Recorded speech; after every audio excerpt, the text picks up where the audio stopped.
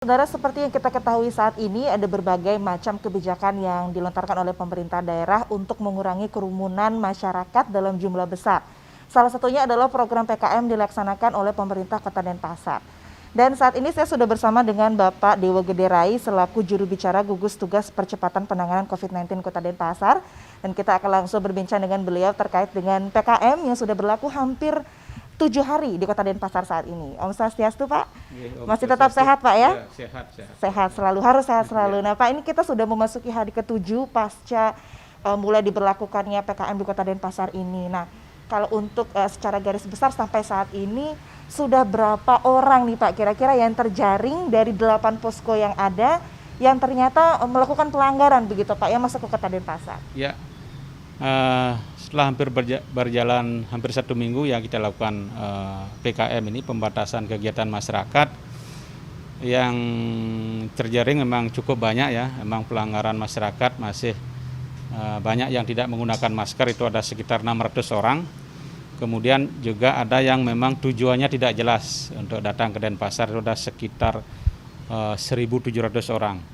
Nah, inilah yang oleh tim gugus tugas di lapangan kita berikan pemahaman kepada masyarakat, kita lakukan kesadaran kepada masyarakat agar bagaimana pentingnya mengikuti protokol kesehatan dalam rangka percepatan penanganan COVID-19.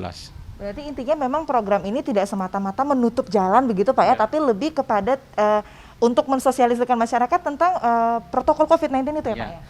Memang betul, jadi kegiatan PKM ini bukan menutup akses atau seperti lockdown itulah, jadi bukan. Jadi kita ada 2 misi sebenarnya dalam PKM ini. Pertama, pencegahan COVID-19-nya jalan, kita mengurangi penularan baru karena kita ketahui sudah terjadi transmisi lokal. Yang kedua, bagaimana aktivitas perekonomian masyarakat harus tetap jalan, karena kita ketahui kan sudah 2 bulan ini masyarakat mengalami goncangan ekonomi. Jadi kita mulai mempersiapkan bagaimana dengan PKM ini melakukan protokol kesehatan menuju kehidupan new normal life. Jadi kehidupan gaya baru atau model baru yang harus nanti dilakukan untuk menyesuaikan dengan kondisi COVID-19 yang melanda daerah atau negara kita ini. Baiklah, memang kan tentunya saat ini juga masih banyak masyarakat terutama yang ada di luar di Kota Denpasar tapi harus melakukan kegiatan di Kota Denpasar, seperti misalkan berdagang atau dia ada pekerjaan di rumah. Nah, seperti itu kalau untuk masyarakatnya seperti itu, kebijakan dari Kota Denpasar sendiri seperti apa? Apakah harus membawa surat keterangan seperti itu ya, Pak, ya? Ya, tentu kita ketahui kan di Bali ini sudah semua daerah ya, semua kabupaten sudah terjangkit COVID-19. Ini sebenarnya kita memerlukan kewaspadaan, kehati-hatian bagaimana agar tidak terjadi penularan baru lagi ya. Karena beberapa kasus yang kita temukan di Denpasar ini memang sudah terjadi transmisi lokal dari kabupaten, dia pulang kampung kemudian datang kembali ke Denpasar. Ternyata setelah di Denpasar ini muncul atau terkonfirmasi positif COVID-19. Nah, oleh karena itulah sebenarnya penerapan PKM ini kan dalam rangka melakukan screening masyarakat yang datang ke Denpasar. Itu harus jelas apakah dari zona merah itu, dari desa, terutama klaster-klaster. Kalau di Bali kan ada beberapa klaster, ada klaster di Bangli itu di Abuan, kemudian ada klaster di Bondalem ya. Jadi tentu menjadi peningkatan kewaspadaan kita sehingga kita melakukan screening di pintu-pintu masuk dengan mengecek suhu tubuh terutama, kemudian rapid test. Nah, nanti ketika kita ketahui kan lebih mudah kita melakukan tindakan-tindakan selanjutnya dalam memutus penyebaran COVID-19 ini. Ya, berarti yang penting sudah melaksanakan protokol dengan jelas begitu, Pak, ya.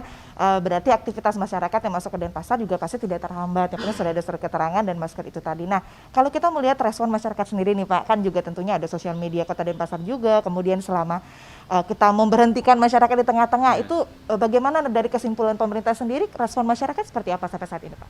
Ya, tentu karena kita kan baru nih ya, baru seminggu ya, besok baru seminggu ya. Jadi memang di awal ya memang masyarakat ya juga agak kaget juga ya. Tetapi setelah kita sosialisasikan, kita berikan pemahaman, kita berikan informasi ya, masyarakat ya perlahan mulai memahami apa sebenarnya tujuan dari PKM ini. Sebenarnya kita kan ingin bersama-sama juga agar segera kita bisa terbebas dari COVID ini, atau paling tidak kita membiasakan bagaimana menerapkan protokol kesehatan ini ya, bagaimana harus jaga jarak, kemudian harus bagaimana pemakaian masker yang benar ini ya. Kalau kadang-kadang kan ada masker dipakai di dagunya. Nah ini kadang-kadang ini tidak efektif. Jadi kita melakukan sosialisasi itu agar masyarakat memahami apa sih, kenapa harus melakukan PKM. Kemudian juga riwayat kesehatannya datang dari mana, kemudian yang dari luar daerah atau luar negeri kita kan sudah tangani dengan baik dengan menyiapkan rumah singgah. Tentu ketika kita mengetahui lebih awal, tentu kita akan lebih mudah melakukan tracing dan melakukan blocking terhadap suatu wilayah tersebut. Baiklah, berarti juga tadi karena sudah disebutkan juga kasus yang paling banyak pelanggaran itu adalah tujuan yang tidak jelas begitu ya. Berarti dengan ini juga masyarakat supaya lebih bisa bijak begitu Pak ya untuk stay di rumah kah atau lebih memanfaatkan waktu tertentu untuk melakukan kegiatan di luar rumah. Dan terakhir Pak, harapannya seperti apa ke depannya dan himbauan untuk pemerintah sendiri, khususnya pemerintah masyarakat Kota Denpasar dan juga masyarakat luar Denpasar yang masih beraktivitas di Denpasar. Tentu harapan kami selaku pemerintah ya, bagaimana kita bersama-sama ya mengajak seluruh lapisan masyarakat, seluruh elemen masyarakat bahwa COVID-19 ini adalah musuh kita bersama. Jadi kita harus hadapi.